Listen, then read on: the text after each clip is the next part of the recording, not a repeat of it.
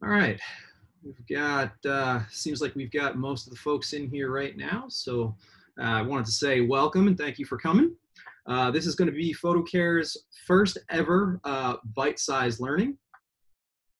Hey, Manny, I'm going to need you to, thank you. All right. All right, looks like we've still got a few more people popping in, so let's give them another minute or two before we really dive on in and get started. But as we only have an hour today, I don't want to wait too long. Yes, please. If you're just joining us, just jumping in, if you could make sure your video cameras stay muted and your microphones stay muted, just so we can keep everything all together and in one place. Welcome to all the new folks joining. All right, I'm gonna close that screen.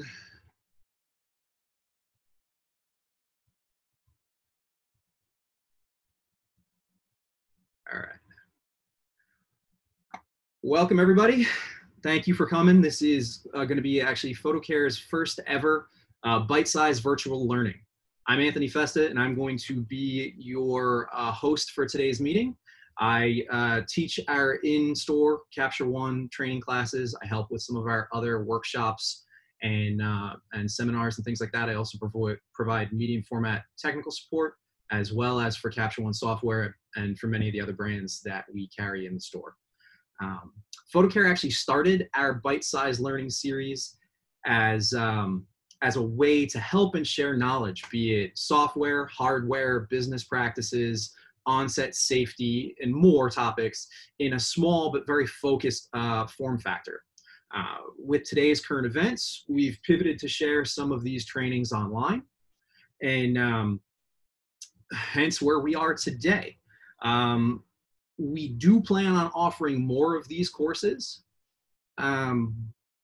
but we haven't announced that schedule yet, so stay tuned to our events page at photocare.com, and we will be announcing them as soon as we can. Joining me today to help moderate this training is PhotoCare's own Manny Tejeda and John Schlesinger. They will be answering what questions they can via chat. And let me know which questions still need to be addressed. We'll be doing about 45 minutes of instruction, and then the Q&A portion will follow at the end. So please submit any questions via chat, and they'll prioritize either answering them right away or getting them to me so I can answer them at the end. Again, I'd also like to ask, stay muted, please, so we can keep everything focused and moving forward. And also as a reminder, today's Capture One training is it's a pro class for beginners, and this is the kind of a first look at the software type situation. So if you're very familiar with Capture One, or you've taken advanced classes before, or you're looking for secrets of under the hood, that's unfortunately not what today's class is. This is going to be for folks who are brand new to Capture One and want to utilize the time that they have now to dive in and get familiar with it. So I'm going to take you through setting up the software, where all of your tools are, where your preferences are, how you can set the software up to make it best for you. We will talk about importing files, and if we have time, I will talk about really quickly starting to make edits to your images. So with that with all that said, let's get started. So what I'm going to do first here is I'm going to come down to my dock, and I'm going to open Capture One. So either you've already installed it, or it's in your applications folder, wherever it may be. You launch Capture One, and because I closed my other default session out, it brings up this window, and I have choices to either launch previous or create new. And today, because this is an intro class, we are going to start with catalogs today.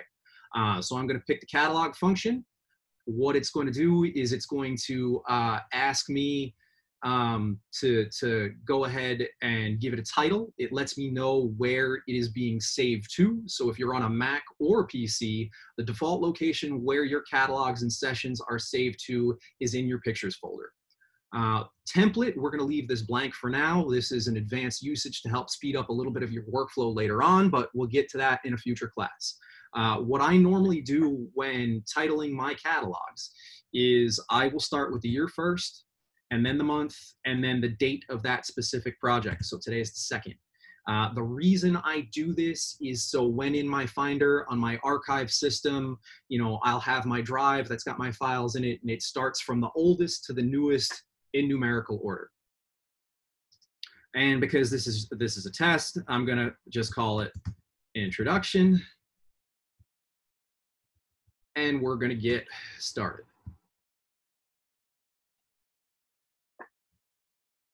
So this is what Capture One window looks like by default.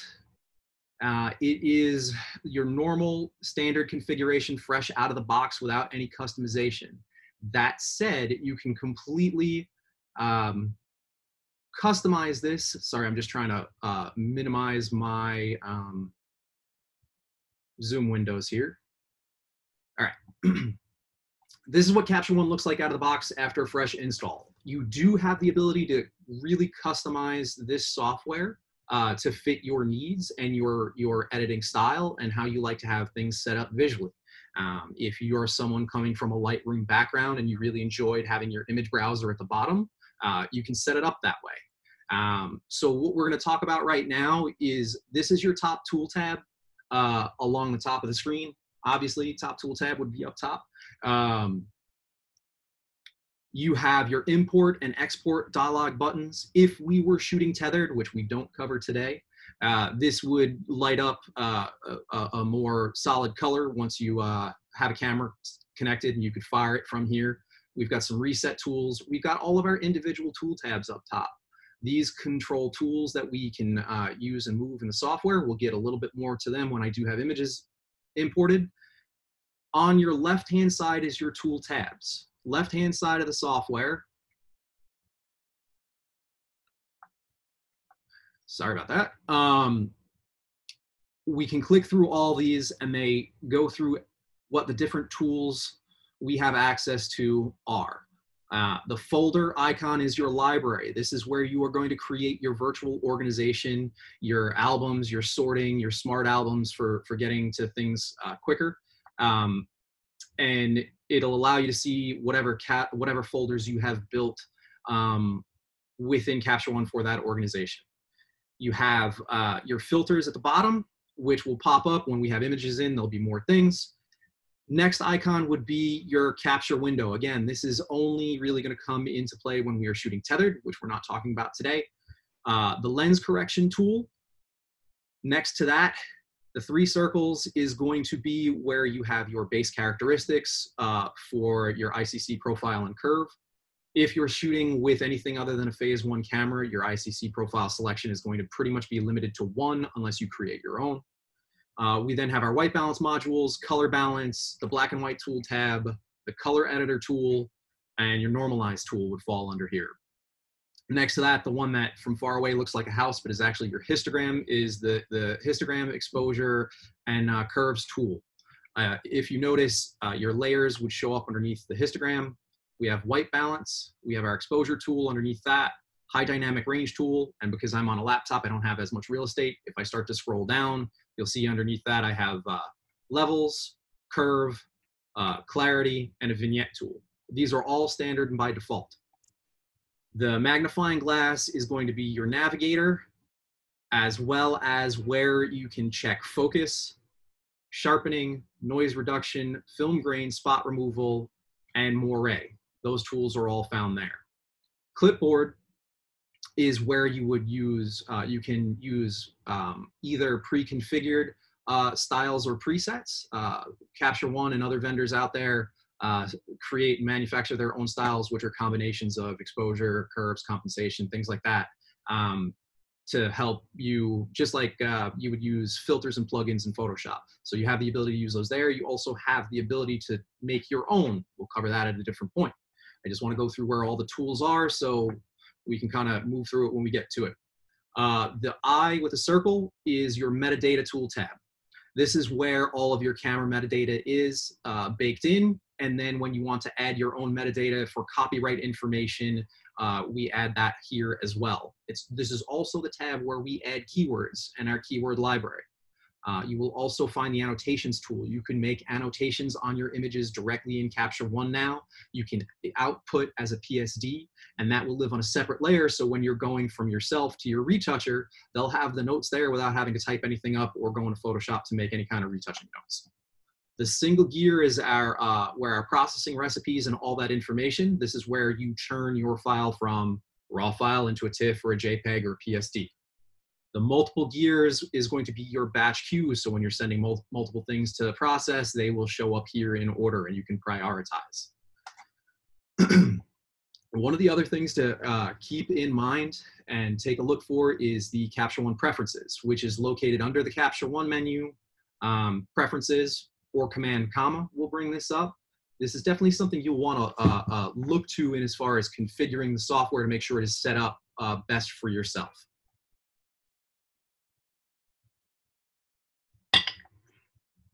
Underneath the General tab is where you're going to find your ability to use your scroll wheel to zoom into the image if you would like. You have control over how Catalogs handles when it creates a new recent captures, recent collections for importing images. We can talk about that when we get to importing an image a little bit later on in this webinar. Whether or not your machine is going to use hardware acceleration. If you're not familiar with what hardware acceleration is, it basically leverages the computing power of your graphics card to help with both getting the image to display on your machine as well as processing it on output. Most modern machines are able to use OpenCL without issues. Some older computers could not actually leverage their graphics card, so it was actually slower or more problematic if you had it turned on. So the choice is auto or never. If this is something you have a question about on your specific machine, please email support@photocare.com with the specs of what you're working with, and we can let you know, but pretty much the answer is going to be auto on this unless we tell you to turn it off. You can have your activities, so this is importing or styles being applied or files being renamed. It'll pop up a window and tell you what's happening. You can turn that on or off here. Whether or not the resource hub, it's the little window in Capture One, if you've launched Capture One before, that pops up and gives you access to Phase One, Capture One's own learning hub, which is where they have their videos that they have created and made, resource tools, training tools, things like that. That will automatically pop up or not pop up. So if it's one of those frustrating things that you don't know how to get rid of, this is where it is. You can also automatically add when you're switching your capture folder from one to the next. As a favorite, this is where you turn that on, as well as automatic catalog backup. Capture One Catalogs has the ability to back up just the catalog data. I'll get into this a little bit more a little bit later on, so we can move forward a little bit. You can also enable tangent device support. So if you're familiar with motion editing, the tangent panels they have with the dials and switches, if you have one of those, you can actually allow it to work with the software. Appearance in preferences is where you control what Capture One looks like. You have the ability to make your viewer different colors. Some folks like to have some separation, some like to have no separation. So it comes down to what your personal preference is on that. You can change, your margins, how they're set up in the software, and change the colors and things like that. For me personally, it's not anything I've ever actually done, but if you want to get customized even further, just with how Capture One visually looks to you, that's where you would set it up. Now, this one is a little more important for me. This is the image preferences in Capture One. So if you want to make sure that under cache right here, the preview image size, you want to make sure that this is set to your screen's resolution. So my laptop has a 2560 wide monitor resolution. So I can either pick this, or I can actually even scale it down, because for me, when I'm viewing my images in here, I'm not necessarily going to use the entire width of the screen in order to do this. And this controls the actual preview size that is created. So if you had it set to 5120, you're actually going to be creating a bigger image than your computer can actually show you. So there's no actual reason to do it. It would actually slow down preview generation. So if you're shooting tethered or importing images and you feel like it's taking a while, for those to check. You can always bump this size down, you know, make sure it's set to what your resolution is, or even make it a little bit smaller. So I could have mine at 2560 or 2448, and maybe get the best out of how that's going to work, or at least to maximize what I need out of it. We'll talk about EIP packing later, but here's where you can control what type of images that you can edit in the software. So if you have a TIFF or a JPEG or even a PNG, as long as these boxes are checked off, you will be able to edit them. So if for some reason you're trying to edit a JPEG or a TIFF, check these out to make sure they haven't changed. Again, if it doesn't work, again, contact us at support@photocare.com and we can kind of get you sorted in the right direction. Not kind of, definitely. You want your default processing engine on Capture One to be the latest. And the reason for this is every time Capture One comes out with a new version of the software, they update the processing engine. The processing engine is what utilizes the latest mathematical algorithms for getting the most out of your image. There's been a different processing engine for every version of the software. If you're someone who has worked in Capture One before, years ago, and you don't personally maybe work on it that often, but you want to revisit an old job, you'll notice when you open the image in a later version, sometimes under the Control tab in color, which I'll show you later when I import some images, it'll actually showcase that the last time it was worked on was, say, Capture One 7 or Capture One 3. And then you would use the Dropbox to change that and utilize the tools in the software. Otherwise, you would be limited to Capture One 7 or 10 or version 3's version of the algorithm in order to process that image, even though you're in 20. So if you want the latest tools all the time, make sure this is set here. By default, it is. I've never needed to change it, but it's there if for some reason you're working on an old project and want to keep it current to what it is. Capture One can read some Xmp Sidecar. This is where you would actually control that. So if you're trying to import a Lightroom or images you worked on in Bridge, you may need to actually take some of the XMP data or check these off in order to make that happen the right way. Again, not everything is going to transfer from Lightroom to here because the engines are different. So your color temperatures may be different. You may have some issues with things like that. But if you want to read most of that, like ratings and things, you may need to check both of these and see if you're not getting the information that you need. When it comes down to the Capture tab, this is what controls what, if you were shooting with a Phase 1 or a Leaf digital back, what your file extension is going to be. This controls how long live view will run before it automatically pauses. So if you're a shooter a tethered shooter who uses live view quite a bit, you can control this here and extend that time frame. Also, if you are a tethered shooter, you can control what cameras are able to be tethered at the same time. Give me a second, I gotta mute my phone. Apologies on that.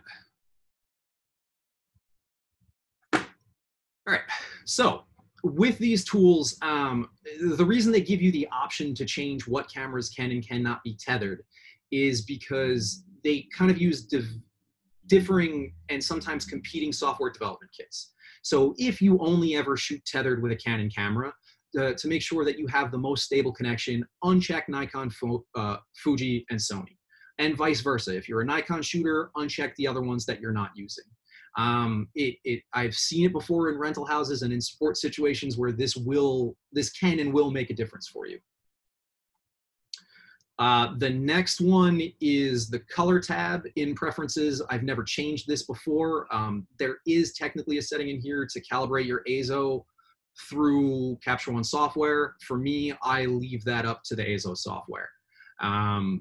You do have the ability, if you're a color scientist, to change these for very specific reasons. But again, for most of our uses, the default here is best for what we want to have it set up as. The exposure tab here is also really important because this helps you take a look at your exposure highlight warnings and shadow warnings. which are extremely useful tools for digital image makers.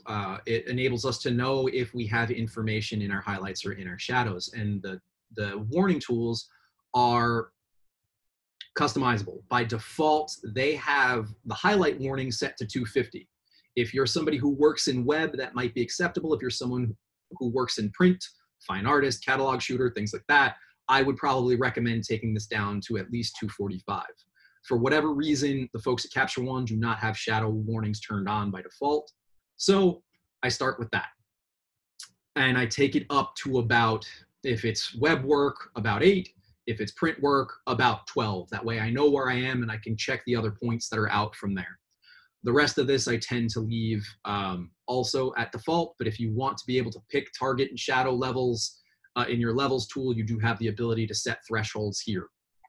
Our crop tool allows you to set your crop's opacity, brightness, and how your frame labels will showcase. This one I will actually come back once we've imported some images really quick and kind of show you what that looks like. The focus mask is a tool that uses contrast detection to overlay a green or color of your choosing pattern on top to show you where it believes, again, based on contrast, the sharpest point of focus in that image is. Because it works on contrast, just keep in mind sometimes with things like landscapes, you may get a little false positive here and there. It's a useful tool if you're into that kind of thing. The warnings tool, the triangle with the question mark in it, is where you're going to get pop-up messages from anytime you try and do something in the software that it wants you to know about. If you are a beginning user, I would absolutely recommend leaving this on. If you're someone who's spent quite a bit of time in Capture One and feel confident in it, you might not necessarily be in this workshop, but you also don't need to have all of these checked. There is an updates tab that's going to let me know when I need to update my software. If you're a phase 1 camera user, it will let you know if there's new firmware updates, things like that. And plugins. This is actually going to be where you control plugins that work with Capture One. Now, previously, years back, we didn't have as many options for this, but slowly and surely, more manufacturers are starting to add plugins. So if you get a Capture One plugin that does work with the software, this is where you manage it and its preferences. All right, take another sip of water here. And we're gonna import some images. So we just get our card reader, our card, just like we would with anything else. And when we plug this in, Capture One is going to automatically recognize that I plugged in a card, and it's going to pop up on the screen.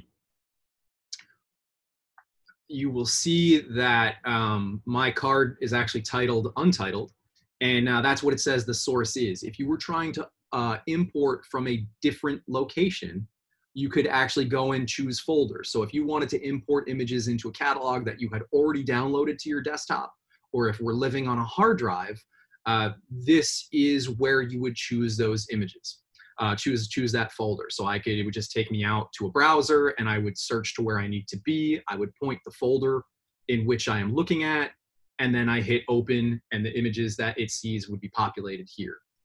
If I wanted to just wholesale import everything, down at the bottom is a button called Import All. I wouldn't just dive there straight yet. I want to talk about some other things, but if that's what I wanted to do, that's where we could go. Down at the bottom, there are 2 options here. There is Erase Images After Copying and Eject Card.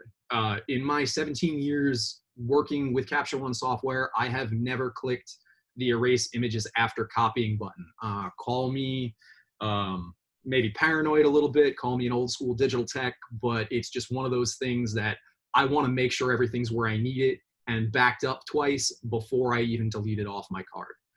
Eject Card, though, is kind of handy if you're a digital tech or a wedding shooter, or you've got a lot of cards you need to download. That way you don't actually need to go to Finder and hit eject. As soon as it's done importing, it pops the card out. You can pull it safely from your reader and insert your next card. Now, our options here, we can Include subfolders. So if you're trying to do like a big hard drive collection that you have, I would check that box, because if you just pick a root folder, it's just going to pick that and none of the subs unless this button is checked. Exclude duplicates. So if somehow there is duplicates on your system, or maybe you're shot to the same card again and hadn't formatted or cleared it or whatever, if you check the exclude duplicates button, it won't actually bring in images that it recognizes you already have, which is kind of nice.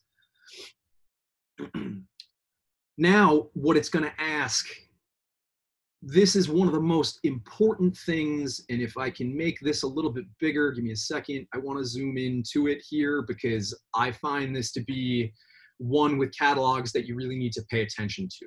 So this is my import to dialog box, and when it says destination, that means where are my files going to. Now, current location means where the images live right now. Now, if we think about this, I'm importing from an SD card that I just plugged in. So if I chose this current location option, it means it's creating a cataloged reference to my pictures folder of these files that live on this SD card. So I won't have actually imported these images right now because I'm not importing the images anywhere because they're staying on that SD card. So what you need to do is choose either inside the catalog, which means inside of the actual catalog database file, which has been saved during setup to our pictures folder, or I can choose a folder. Say I want it to go to a different location or a hard drive system or anything like that, that I have my network attack storage, my RAID, whatever it may be, or just a different folder in my computer, I can choose that folder. And again, as with, anything else, I would navigate to it, set as my import folder, and it would choose it. So we don't want, when importing from a card, it to be current location. For test purposes today, I'm going to import them inside of the catalog itself. Now, I want to give pause on this because as you import images into that catalog database file, it will grow exponentially. Your catalog database file holds, by the way catalogs work, all of the settings, preview files, your metadata, everything for these files. Now, if you start putting the raws in there as well, again, it grows exponentially. And if you're the kind of person that is going to have one big catalog for 5,000, 10,000, 20,000, 100,000 images, that catalog database is going to get very large. And my concern is when it gets that large and it's got all of that information in it, is if that database file corrupts. Now, I don't want to scare anybody into thinking that that's a normal occurrence. It isn't. I don't see it very often at all. But in needing to protect you and your files, I want to say it's probably not the best course of action, because if you do corrupt a catalog database file, yes, Capture One technical support and myself have tools to try and fix that. It's not anywhere where you want to be if you're under a deadline. So I would highly recommend, when we do our importing of files, we choose a folder on our computer where we want them to go. Now, you probably already have some type of foldering system set up. You can work it in that way. And if you have chosen a different location for your catalog to live than the pictures folder and it's on your networked RAID as well, then that's fine too. But one of the beauties of catalogs is you can separate the raw files and you can actually work remotely. So I would probably always want to keep my catalog on the computer if it's one I'm working on, and keep my raw files wherever's best, either on the laptop or on a network storage system. The software is going to tell you how much space you have left currently. Now, there is a tab here for backup too, which is great. However, all this is going to do right now for you is, as you are importing, so if I'm importing from card, it'll move those files to a secondary location. And all it's going to do is give them the name that you set them in one of the next steps, and any other information we add here. It will not apply any edits or anything else that you do in the future to that backup location. At this point in time, those things are separate in Capture One. I am not sure if they are going to be adding that as a feature in the future, but this is kind of just one of those, if you're one of those people who wants to make sure it's backed up as soon as you're putting it in, you can check that box and set where it goes to. For me, it's not something that I use because I have a separate backup policy that I do, and I run automated software in the background that does that while I'm working on things. It's your choice. If you have more questions about backing up and setting these things up, again, you can send me an email at support@photocare.com, and I'll get back to you about that. The tab called naming is obviously where we are going to set the name from the file. Right now, it's just set up as image name. So as such, it would just be picking what the file name is that your camera named it. This doesn't really help too many folks going forward, especially if you want to catalog what you're looking at. So you have options. And in order to change the name, you could simply, if you just want to type the name in,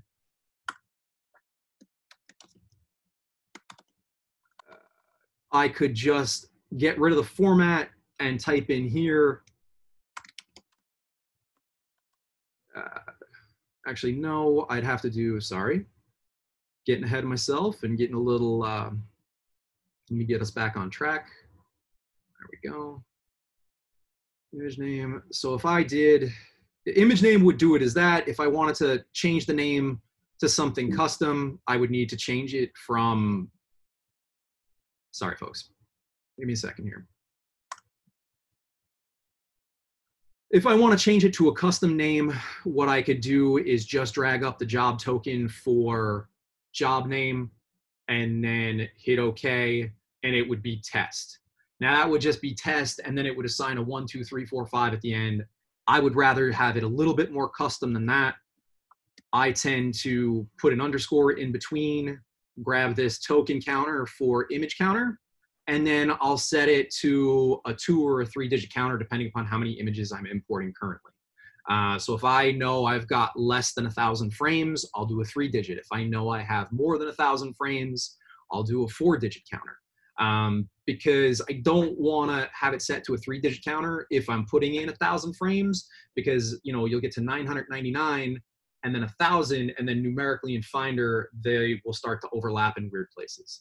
So just think for that going forward. So now I hit OK, and now it's test underscore 001. I can also get more creative, and I can use any of these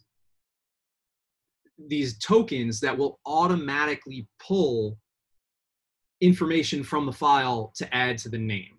So say you wanted to add the date that that image was created, you could use image date in month, day, year, or just the image month, or just the image week. So say that this was important to me to have, I can set that up. And now, because I don't have any image selected currently, it doesn't know, but if I pick on this image here, it gives me test March 5th, 2020, and then my 3-digit counter at the end of it, because I shot that image on March 5th. So it all depends on what you need out of your image name, but you have the ability to add any of these in, and then you can actually save this image naming preset. So I can save that. So I would call it job name, image date, and then I would call it 3-digit. I hit save, I hit OK, and now that one's saved. So anytime I want to come in and do this, or it defaults, you'll see it's in my presets, and I can create different presets based on what my needs are.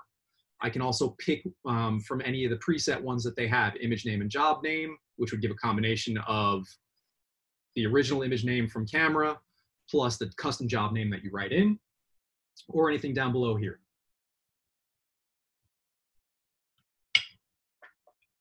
All right, so you've got options with that. For metadata, this is import only, but if you wanted to throw a copyright and description in right away on import, you do have the ability to make that happen. But those are the only two things you can add on import currently. we've asked several times to allow you to create a saved set and do it. We are told it is in the works, and at some point it'll happen. So hopefully we'll see that change. But otherwise, you can just put those bits in and then go to the metadata tool and add the rest of the information that you need. Adjustments would be if you wanted to pre-add as you import a saved style of some sort. And as I mentioned when we were briefly running through what the tools were, a style is a saved combination of any settings you choose to manipulate your file. So you can pre-add that. If you know you're always giving, you know, an extra bump of saturation at 10 points, and you're always pulling the contrast up 5, and you're using natural clarity to you know 22, you can set that and have every single image come in. If you're not familiar with the software and that sound a little esoteric, we'll get you there. And then this will tell you what kind of file it was, when it was shot, what camera, and what megabytes. So now what I'm going to do really quick is I'm just going to pick a couple of images here. We will add these in. And I'll import them really fast, and then we'll talk about creating folders and things like that.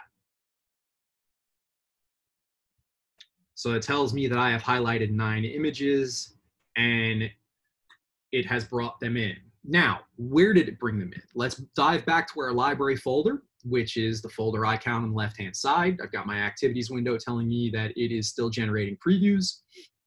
I can turn that off in preferences. That was the activities menu. So one of those checkboxes would control this, or I could simply X out. So now you'll see over in the left-hand side of my library view, I have, and these are by default, all images, which are all the images in this catalog, which are the 9 that I just did, and it breaks it down for recent imports. So this was also that preference control that talked about how many different folders we would have. Would it create a new one every hour? Would it just do 1 per day, 1 per catalog? You have the ability to control that. And it would give you all the different folders. So right now, again, I've only done these. Recent captures would be if I was shooting tethered and had set up a captured folder. And then this is the catalogs trash folder. User collections is where we start to create our own folder system and organization. Now, to that end, we have a couple of choices. So if I wanted to create a new set of organization, I click the plus button, which is right here, and I have the option of an album, a smart album, a project, and a group. Fantastic, but what does all that mean, Anthony? Well, I'm glad you asked. Let me bring that up, and I will show you what the albums, smart albums, projects, and groups are. I decided to type this one out. This is actually a pull from my Capture One training class that I do in store. So albums is where you put an image into several albums without creating copies or using more hard disk space. Editing an image in one album will, of course, be reflected in other albums. What's nice and neat about catalogs is you have the ability with albums, because all of this is virtual organization. You are not creating any kind of folder structure on your computer. You are not moving these raw files around by putting them into different folders, into different albums in this catalog. What it does is it allows you to, if you're a wedding shooter, let's say, and this is where catalogs come in really nicely. If you're a wedding shooter and you are doing, say you work under master catalogs and you have albums for every single, a master catalog would be something that has all of your work in it, and then you break it down with group projects for each wedding or portrait session or whatever it may be. So you can have multiple albums and have the same image in one place. And this becomes helpful for folks that say it lives in that original weddings folder, but then you're doing website prep and you're culling a bunch of images to put them together to see if they fit the bill for that or not. So you can have it in there as well. You can also do portrait of the bride or portrait of mother and bride. So when you're selecting those things or you're making a printed portfolio, you can have them all live together in one place without having to go hunt and peck, grab and drag, copy, that kind of thing. So when you click and drag an image from one album to another, they all live there, but it doesn't make any more files. It doesn't duplicate anything. Smart albums are a filtered album containing a subset image collection. You can use color ratings, stars, anything that you apply to the image. You can search by camera serial number. You can search by aperture. You have a lot of different ways to do that, and I'll show you as soon as we start creating them here. And then projects would be a level of organization. So you actually don't put files themselves into projects. You put just albums into projects. So it helps you group and it helps you separate things out. And then on top of, at the hierarchy, would be groups. It's just a free-form organizing tool that you can use to further make categories and collections and, you know, kind of drop downs. Whether or not you need them, and I've gone through this with people, some people just want to have their albums titled as to whatever they may be, and that's it. If you like organizing and you like driving things down into like thought out groups, header group, split out groups, and then your albums, you can. These tools allow you to have that option. Let me actually, I got to close some of these controls that keep popping up. Sorry about that. All right. So what I want to do first, because I have my images in recent imports only, what I'm going to do is create my first album, and I'm going to call it Trucks. And now I have a couple of options here.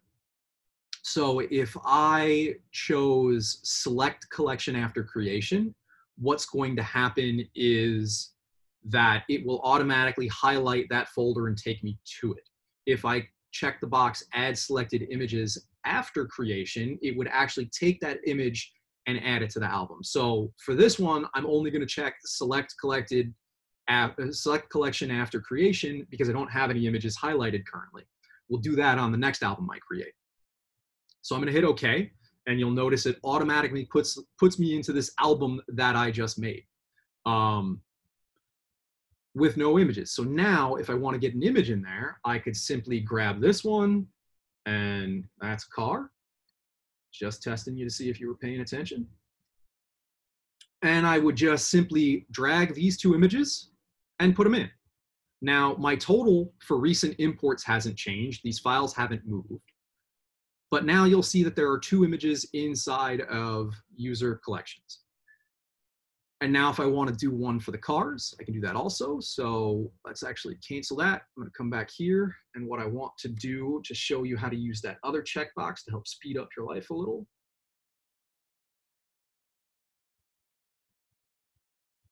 I'm going to create an album, and I will call this cars. So now I'm going to add the selected images after creation. So when I click OK, this pops up, and you will notice that those 6 images that I highlighted before automatically came into this folder. So it just helps moving them. So if you're selecting your images during import, recent imports and checking, and then you go to create your album based on what you know it needs to be, you don't have to hunt and check. It just kind of depends on when you want to do that level of work. So the next thing I want to talk about is I can make a project. So I'm going to make this project, and I'm going to call it automotive. So this, I can now take my trucks and my cars, and I drop them inside. So you'll see it's less theoretical than explaining. It makes more sense when I show you. It nests it, it nests it down inside. So it helps me as an organizational tool. If I wanted to use a group on top of this, I could say, I could call this parked on the street, because that's actually what the, it helps when I learn how to spell. There we go, parked on the street. So now I can put that there. So I have my parked on the street project that a group. I have my automotive, and because I could also do another group inside for, I could do a new project inside of parked on the street called This is how I would set it up motorcycles, because that's also something that I do. And then I could differentiate inside. Anthony, 145. Oh, thank you, Manny. How many questions do we have, Manny? 0. Okay, well, great. Then I'm going to keep on working. If any of you have any questions, please feel free to chat them away now, and we'll get them addressed. So if I were to do motorcycles, I could differentiate those down, and this is how I would probably set it up inside there. I'd probably do like, maybe I'd do domestic, and then import. You know, I could, it depends on how I wanted to set it up, but these are ways and ideas of how you can set up your folder organization. So you have a hierarchy, you have things separated, and all of that. But to talk about how images can live in multiple folders, let me actually scroll back out. Let's grab, not this one. We're gonna talk about working on some of these images really quick in a second. But let's say I had, and I'll just make an album really quick. I'm just gonna call it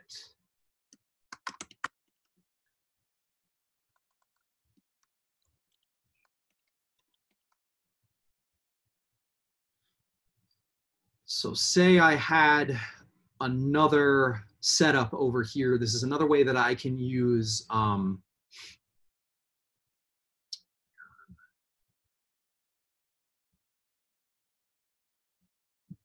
this is another way you can use this to kind of break down your organization.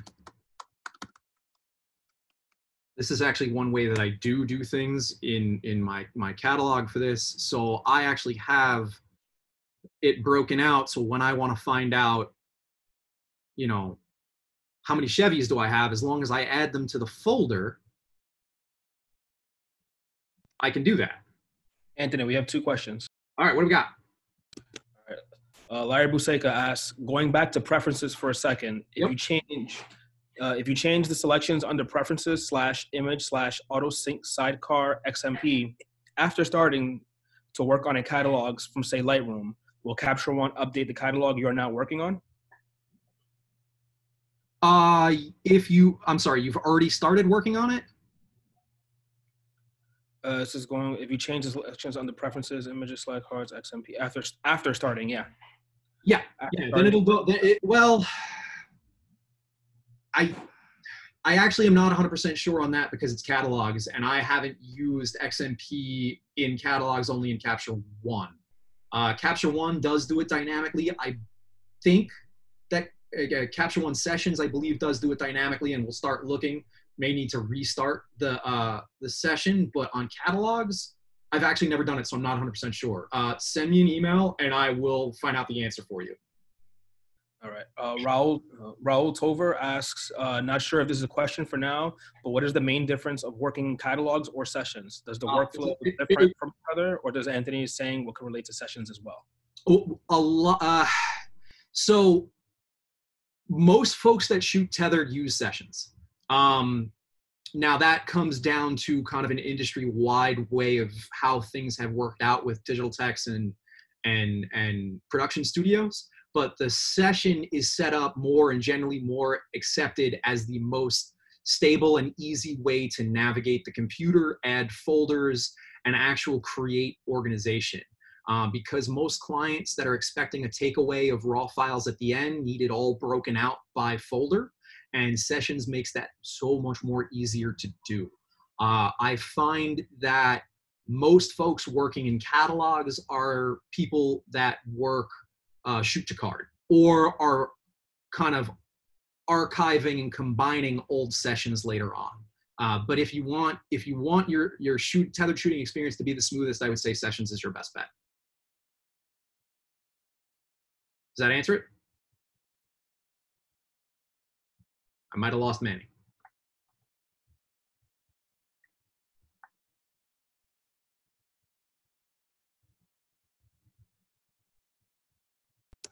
Okay, yeah, that did answer the question. Okay, great. So we have Leslie Cahan. She's asking, will we have time to review live capture? This is not for this class at all. We will be doing a live capture webinar in the future, but today was basically a really quick kind of jump in overlay introduction to the software. All right. She also had one more question. Yep. If you have one client that you do many shoots for, do you name your catalog by client and add sessions by date? Yeah, I probably would in that instance, yes. If I were, so for me, I don't like to have massive catalogs. I have very small, specific, purpose-built catalogs. So while I may not have clients, I photograph a lot of automotive events. And when I come back from the field, I actually work on those in sessions. But then when I am backing those up, when they become events that I frequent year after year after year, I create a catalog to manage all of those individual sessions. So I take the sessions where I've done all of the work and I import those into a catalog that is the master for that. It helps keep the size down and it helps keep me more organized without 100 different folders all over the place. So yeah, having a different catalog for each client would definitely be a good way if you're using catalogs to organize everything after the fact. But if for most digital text, most stills photographers, most fashion photographers, they are doing one session per photo shoot usually, per project. All right. And you can create a catalog to put all of those into for that client after the fact. Okay. So I'm getting a steady stream of questions now. Are you okay with that? Yep, sure. We won't get to any image editing, but I want to make sure that we do get to some questions for sure. All right. Larry Buseka asks, regarding user collections, are the variations you make specific to the C1 catalog, or are you actually rearranging the images on your hard drives? You are not rearranging any images anywhere at all. It is all virtual organization. If you tried to find what I just made here, it doesn't exist. It is only a set of settings inside of the catalog database. Eric asks, can you link sessions inside catalogs? You import them in and it'll bring your folder structure, which would then wind up showing up down here in this section. Like if you created capture folders and things and they were linked and set as favorites and whatnot, which you actually have to do, your folders that have images have to be favorites if you want all that organization to work right. It'll break down into user collections. But it doesn't link them. It imports them inside, and then the database it references them where they live, and then it allows you to look at them from that catalog. So like for me, I have I photographed the Race of Gentlemen, so I have a catalog just for the Race of Gentlemen that lives actually on my laptop, but all of those raw files themselves live on my archive hard drive system. So I can still actually pop up my laptop because it's a catalog and look at the previews. But when I want to go like output the images, I have to reconnect the hard drive. So that's how it references them. So you don't move anything, it's still there, but it's still connected. George is asking, so once you hit import from SD, are those pics copied to your selected folder or only metadata? When I do import from my card, can you ask it one more time because I want to make sure I understood where it needs to go. So once you hit import from SD, are those pics copied to your selected folder or only the metadata? No, it depends on what you choose in the import dialog box window, right? So if you choose current location, because they live on your hard drive already, they're already where you want them to be. Sorry, this is SD card we're talking about. So you don't use current location with SD. So as long as you have set it, to either inside catalog or chosen the folder, it imports the files to where you specified it. Again, as I mentioned when we're talking about importing from SD, inside the catalog physically takes them from your SD card, puts them inside the catalog. I don't necessarily recommend this unless it's a small volume of images. I recommend choosing a location and importing them there, but it will move the files to wherever that is, and it references that file with a preview and links it to the location it lives in. So yes, basically it moves them and it references it to the catalog. It just depends on if it's inside the catalog or if it's a separate location.